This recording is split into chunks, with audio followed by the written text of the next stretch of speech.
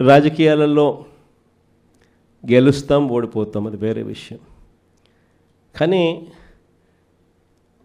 ఓడిపోయినా కూడా ప్రజల గుండెల్లో బ్రతికే ఉన్నామా లేదా అన్నది మోస్ట్ ఇంపార్టెంట్ థింగ్. ఈరోజు వైఎస్ఆర్ కాంగ్రెస్ పార్టీ కార్యకర్త గ్రామంలో ఏ ఇంటికైనా పోగలుగుతాడు, కాలర్ ఎగిరేసుకొని పోగలుగుతాడు. మా సమయంలో, మా పాలనలో మేము చెప్పిన ప్రతి మాట మేము నెరవేర్చాము అని చెప్పి గర్వంగా కూడా చెప్పగలుగుతాడు. కానీ చంద్రబాబు నాయుడు గారి పాలనలో ఈ 12 నెలలైన పాలన చేశాడు.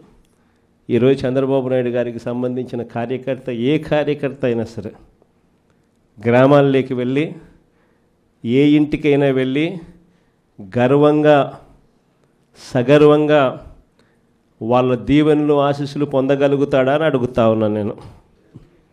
కారణం, చంద్రబాబు నాయుడు గారి కార్యకర్త ఏ ఇంటికి వెళ్ళినా ఎక్కడి నుంచి స్టార్ట్ అవుతుంది? ఈ నుంచి స్టార్ట్ అవుతుంది.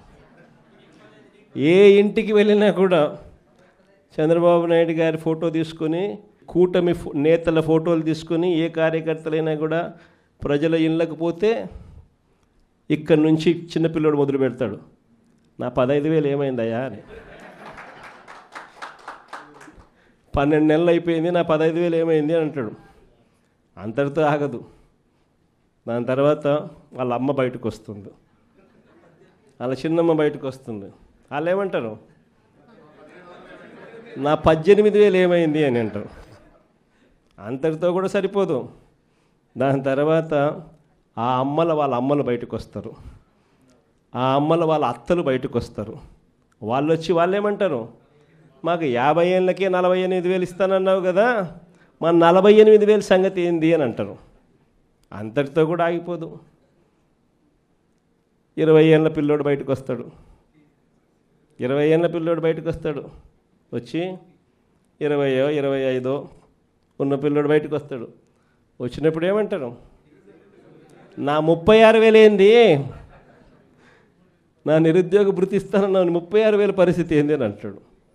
అంతటితో కూడా ఆగిపోదు. ఆ ఇంట్లో నుంచి రైతన్న బయటకు వస్తాడు. వచ్చి నా 26,000 సంగతి ఏంది అని అంటాడు. చంద్రబాబు నాయుడు గారి పాలన చూస్తే సూపర్ 6, సూపర్ 7 గాలికి ఎగిరిపోయాయి. చివరికి, ఇంతకుముందు ఎవరు అన్నారు అక్కడి నుంచి ఫ్రీ బస్ అని, చివరికి చిన్న చిన్న హామీలైనా కూడా, చిన్న చిన్న హామీలైన ఉచిత బస్సులు లాంటివి కూడా, ఏదో నువ్వు వచ్చావు, నువ్వేదో ఇస్తానన్నావు, ఏదో మా పులివెందుల నుంచి విశాఖపట్నం పోయేటప్పుడు విశాఖపట్నం చూసుకొని వద్దామని చెప్పి మేమంతా అనుకున్నాం, ఏమైందయ్యా అని చెప్పి అడే పరిస్థితిలో ఉండాలి.